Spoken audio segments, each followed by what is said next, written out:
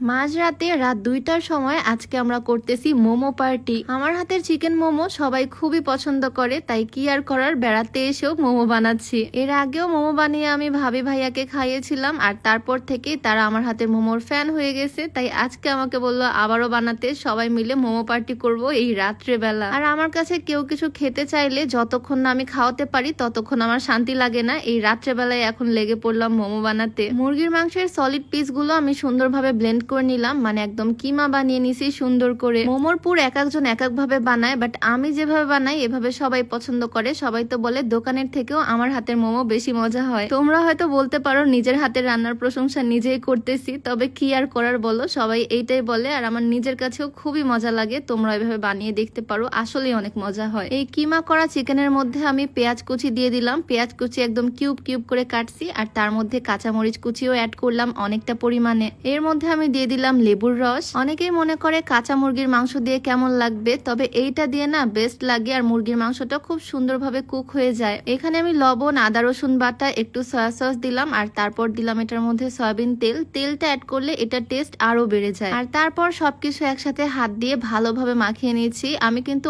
অনেকটা পুর বানাইছি, কারণ আজকে প্রচুর পরিমাণে মোমো বানাবো, অনেকগুলো মোমো বানাবো, কারণ সবাই একসাথে আজকে মোমো পার্টি হবে। মোমোর রেসিপি এর আগেও আমি তোমাদের সাথে শেয়ার করছি, তবে এইটা সবাই এত বেশি পছন্দ করে তাই ভাবলাম আরো একবার শেয়ার করি। পুর বানানো শেষ করে আমি মোমোর ডোটাও বানিয়ে নিচ্ছি। ময়দার মধ্যে অল্প লবণ, অল্প তেল দিয়ে ভালোভাবে মিক্স করে তার মধ্যে পানি দিয়ে সুন্দর একটা সফট ডো বানিয়ে নিলাম। কতগুলো আটা মাখিয়েছি দেখো। এখন ছোট ছোট করে লেচি কেটে নিলাম, আর এগুলো সুন্দরভাবে বেলে নিব, তারপরে মোমো বানিয়ে ফেলবো। মোমোগুলো আরো ছোট্ট ছোট্ট করে বানানো যাবে, তবে আজকে আমি বড় বড় করে বানাচ্ছি, কারণ অনেকগুলো বানাতে হবে। ছোট ছোট করে বানাতে গেলে আরো অনেক বেশি সময় লেগে যাবে। আটা দিয়ে সুন্দর করে ছোট্ট ছোট্ট করে রুটি বেলে নিচ্ছি। এই যে ঠিক আমার হাতে দেখো, সুন্দর হয়েছে না? সাইজটাও একদম পারফেক্ট। এখন শুধু মোমোগুলো বানিয়ে নেওয়ার পালা, একটার পর একটা ফটাফট বানিয়ে ফেলবো। আর যেহেতু বাড়িতে বানাচ্ছি, পুরটাও একদম ভরে ভরে বেশি করে দিব। মোমো বানানোর সবচেয়ে সহজ ভাজ আমার কাছে এটাই মনে হয়, চারপাশ থেকে ধরে এইভাবে মুখটা আটকে দেওয়া, একদম একটা বস্তার মতো হয়ে যায়। কয়েকটা আমি এইরকম শেপেও বানালাম। এই শেপটা দেওয়া খুবই সহজ।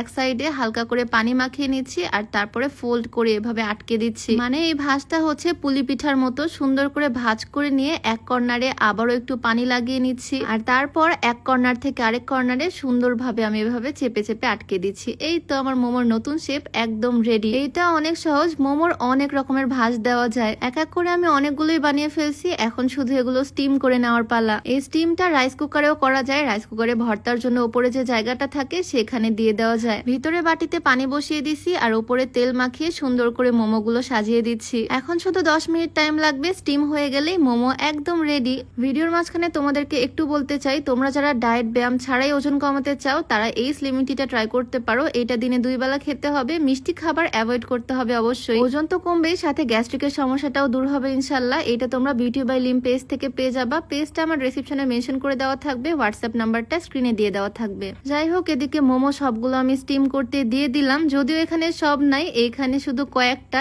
এরপরে আরো 2 ব্যাচ যাবে। ওই যে বললাম বাড়িতে হবে আজকে মোমো পার্টি, তাই এতগুলো মোমো বানিয়েছি আজকে। এর আগের বার যখন বানিয়েছিলাম তখন নাকি মোমো খেয়ে কারো তৃপ্তি হয়নি, তাই এবার এতগুলো বানানো। আর তোমাদেরকে তো আগেই বললাম, আসলে কেউ আমার কাছে কিছু খেতে চাইলে যতক্ষণ না বানিয়ে খাওয়াবো ততক্ষণ আমার শান্তি নাই। এই যে তারা 2 ভাই কি মজা করে খাচ্ছে। এক ব্যাচ তাদেরকে আমি খেতে দিলাম, আর এখানে আরেক ব্যাচ আমি তুলে দিচ্ছি। আমি মোমোগুলো আজকে খুব বড় বড় করে বানাইছি, তাই এখানে 5-7টা দিলে একদম ভরে যাচ্ছে। চুলায় উঠিয়ে দিয়ে ডাইনিং এ এসে দেখি প্লেট একদম ফাঁকা, সব শেষ।